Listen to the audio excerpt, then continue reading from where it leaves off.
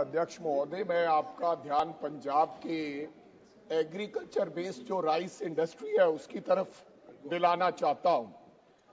पिछले 2-3 साल से जब किसान की फसल यानी कि अक्टूबर और नवंबर में किसान का धान आता है तो सरकार धान खरीदने के बाद उसके राइस शेलर के साथ एग्रीमेंट कर उनको धान शेलिंग के लिए देती है कि आपने इसको शेलिंग कर फिर आपने केंद्र सरकार एफसीआई को देना है। तो पिछले 3 साल से क्या हो रहा है, जानबूझ के किसान और एग्रीकल्चर बेस्ड इंडस्ट्री को बंद करने के लिए, क्योंकि अगर वो इंडस्ट्री बंद हो जाएगी तो किसान का धान हमें नहीं उठाना पड़ेगा, उनको परेशान किया जा रहा है।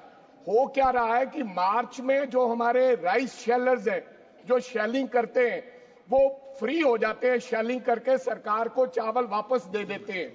लेकिन अब क्या हो रहा है, क्योंकि केंद्र सरकार की तरफ से राइस की मूवमेंट नहीं हो रही, जो स्पेशल्स हमें मिलती थी कि राइस वहां से शिफ्ट होता था गोडाउनों से और जगह बनती थी और हमारे राइस शेलर्स वाले शेलिंग करके वहां नया माल लगाते थे।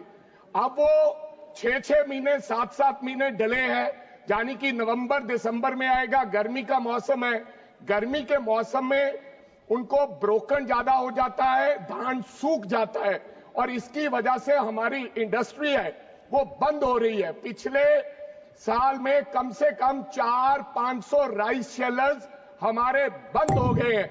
मेरी मांग है कि कृपया राइस मूवमेंट यानी कि गोडाउन्स को खाली करने का जो काम है वो केंद्र सरकार करे, ताकि किसान की फसल भी उठा ली जाए और हमारी शेलर इंडस्ट्री, जो एक ही इंडस्ट्री हमारे पास जो बड़ी इंडस्ट्री है, वो भी किसी वजह से बंद ना हो पाए। धन्यवाद। सर का पसीना जब माथे को आता है वो किसान है जो अपने दम पर फसल को उगाता है। आन है, बान है, शान है, किसान है। किसान इंडिया, चलेगा हल, बढ़ेगा बल।